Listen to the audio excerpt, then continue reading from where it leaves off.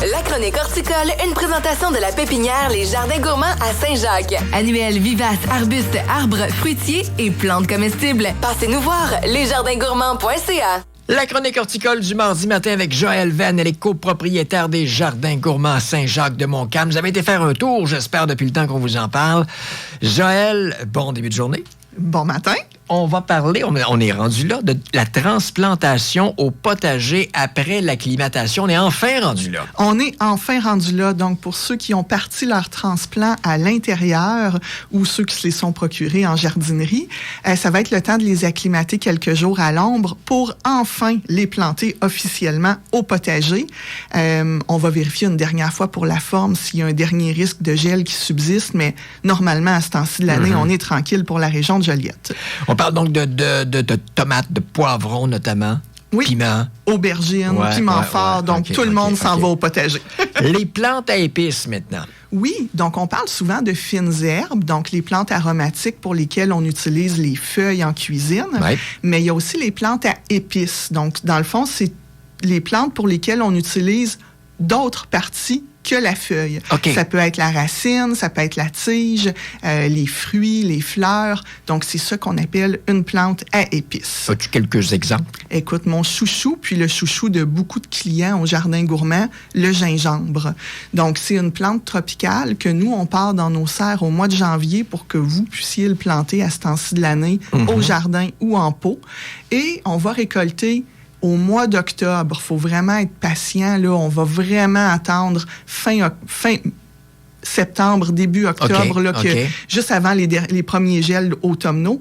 Et c'est du bébé gingembre qu'on va récolter. Donc, c'est pas un gingembre là avec une pleure coriace qu'il faut éplucher. C'est vraiment un gingembre qui est tendre, qui a un petit goût citronné qu'on va utiliser comme ça en cuisine. Donc, on peut en garder une partie au réfrigérateur, une partie au congélateur pour nous accompagner pendant l'hiver. À part de ça.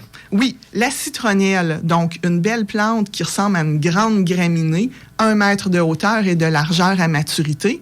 Et encore là, à l'automne, c'est les tiges qu'on va récolter, donc les 15 premiers centimètres de la tige qui vont avoir là à peu près la grosseur de mon index en diamètre. Donc, on va utiliser encore là ces tiges-là, soit fraîches, soit congelées. On peut se faire des beaux bouillons asiatiques. Encore là, gingembre, citronnelle, ça peut être très, très intéressant. Je veux qu'on parle un petit peu de piment fort. Oui. Là, tu viens me chercher avec ça. Je suis un amateur. Oui, bien écoute, souvent les gens vont penser que c'est réservé aux amateurs de sensations fortes, mais les piments forts, il y en a pour tous les goûts. Oui, je sais, oui. Au-delà du fait qu'il y a une partie piquant qui se mesure en échelle Scoville, donc de légèrement piquant à très piquant, il y a aussi une richesse au niveau des arômes en fonction des variétés.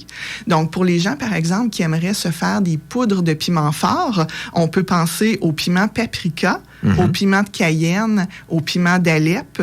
Et il y a aussi le piment Goria, que les gens connaissent sous le nom de piment d'Espelette. On ne peut pas utiliser cette appellation-là parce que c'est une appellation contrôlée. Il faut que le piment d'Espelette ait été cultivé dans la région d'Espelette. OK, je comprends, Mais sinon, le cultivar Goria, c'est la même chose. Donc ça peut être très intéressant pour les amateurs de cuisine. Ensuite de ça, on a les piments qu'on peut mariner. Donc souvent, on va penser aux piments bananes, comme par exemple le Hungarian Hot Wax, qui va porter à la fois sur le plan des fruits jaunes, orangés et rouges. Donc c'est déjà très décoratif. Et puis après, on peut les mariner comme ça pour utiliser dans les burgers. Très, très intéressant. On va se servir aussi de piments forts comme le poblano ou le jalapeno pour faire des poppers sur le barbecue avec fromage, bacon. Et pour les amateurs de sensations fortes, ben, il y a aussi toutes les sauces qu'on peut faire avec nos piments forts. Donc, je pense à la sauce tabasco, piri-piri. On peut utiliser aussi des piments un peu plus forts comme le habanero qui a un goût un peu de pêche et de mangue. Il y a le piment Ghost, le piment Carolina Reaper qui est un des plus forts au monde. Donc, après, tout est une question de dosage, mais il y a vraiment une multitude de sauces qui peuvent être faites avec ces piments-là. Et on termine en parlant des légumes vivaces. Oui, on pourrait planter aussi dans nos plates-bandes ou en bordure de potager des légumes qui reviennent d'année en année. Donc, Donc, on a par exemple les asperges et les fougères tête de violon qu'on va récolter quand même assez tôt au printemps. On a aussi l'oseille, le réfort, la roquette vivace, le topinambour et une plante que j'aime beaucoup qui est la livèche, qui est une vivace qui goûte le céleri. Donc, elle, on va utiliser les feuilles, les tiges en début de saison quand nos plants de céleri sont pas encore prêts au jardin. Et après, là, elle va monter en fleurs et elle va permettre aux pollinisateurs de venir butiner proche du jardin.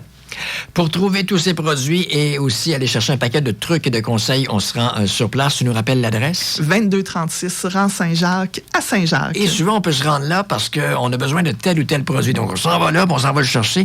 Mais même si vous avez besoin de rien, allez juste faire un tour. C'est sûr, vous allez tomber sous le charme et trouver un petit quelque chose, assurément. Merci, Joël. Bonne journée. À toi aussi. Bye. Bye.